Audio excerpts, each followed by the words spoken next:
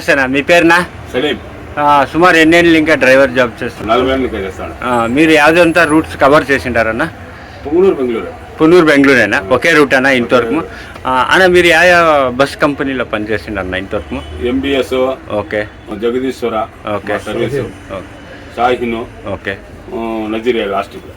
అన్న నజీరా బస్సు చాలా ఫేమస్, చాలా మంది అడిగిండారు మాకు టైమింగ్.